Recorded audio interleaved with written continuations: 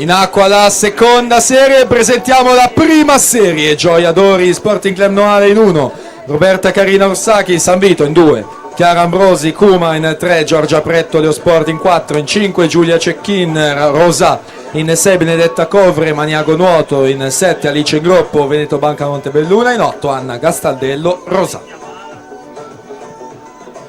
Ultime bracciate per quanto riguarda la seconda serie, se la giudica Daisy Accio con 34 e 58.